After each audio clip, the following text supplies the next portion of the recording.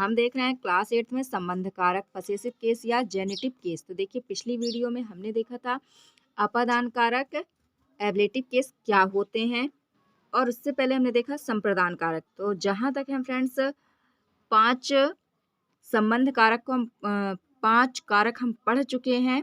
आज हम 6वां देख रहे हैं संबंध कारक। ठीक है, चलिए देखते हैं।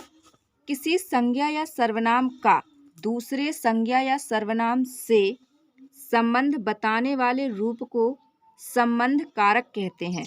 इसके विभक्ति चिन्ह का, की, के, र, री, रे हैं आदि है। ठीक है, चलिए देखते हैं। जैसे कि मीरा का लेख सुंदर है, तो मीरा का संबंध किससे है? लेख से है।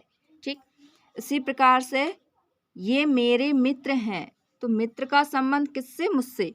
ठीक, यहाँ पर जो मित्र हैं उसका संबंध एक दूसरे से बताया जा रहा है।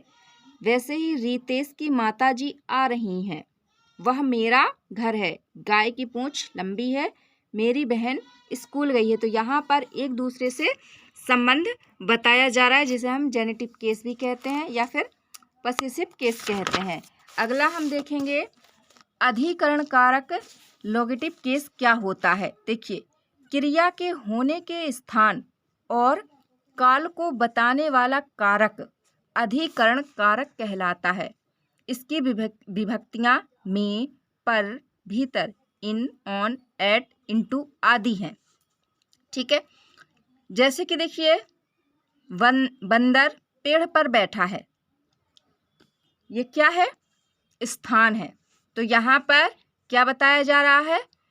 स्थान और काल, दो चीजें बताई जाती हैं ना, बताने वाला कारक है। ठीक है, पिताजी कमरे में सो रहे हैं, ये भी एक स्थान के विषय में ही बात चल रही है, क्योंकि पिताजी कमरे में सो रहे हैं। तुम्हें आज्ञा पालन पर पुरस्कार मिलेगा, ये क्या है? एक भाव है, एक फीलिंग्स। मैं 2 दिन के भीतर आ जाऊंगा, ये काल है, समय की मैं इतने समय में आ जाऊंगा। गाड़ी 4 घंटे में पहुंचेगी, ये भी क्या है? काल, समय के विषय में बताया जा रहा है। अब हम अगला देखेंगे संबोधन कारक, वोकेटिव केस क्या होता है। संज्ञा के जिस रूप से किसी को पुकारा जाए वह संबोधन कारक कहलाता है। देखिए, जैसे कि ये कहाँ जा रहे हो, या फिर ठहरो उस तरफ खतरा है।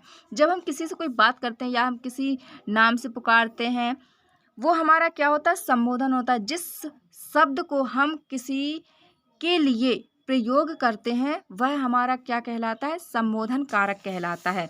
जैसे देखिए, अरे भाई यहाँ तो आओ, बेटा यहाँ आओ। चलिए नेक्स्ट हम देखेंगे सर्वनाम शब्दों में संबोधन नहीं होता है। संज्ञा शब्दों के पूर्व कभी कभी अव्यय शब्दों का प्रयोग होता है। चलिए, कभी कभी संबोधन शब्द संज्ञा के साथ ना आकर अकेले ही प्रयुक्त होते हैं। जैसे ए इधर आओ, मतलब जैसा कि अभी आपने देखा कि कभी कभी संबोधन शब्द ऐसे भी होते हैं जो किसी क्रिया के साथ नहीं होते हैं, वो स्वयं में ही अकेले ही प्रयोग में आते हैं। संबोधन कारक के पश्चात संबोधन चिन्ह तथा कभी कभी अल्प विराम भी लगा दिया जाता है। ठीक है, संबोधन चिन्ह या फिर अल्प विराम, मतलब जिसे हम कॉमा कहते हैं, उसे भी हम दर्शा सकते हैं।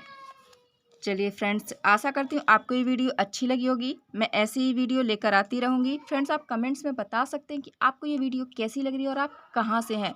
चलिए, तब तक के लिए like and subscribe. So thank you for watching my video.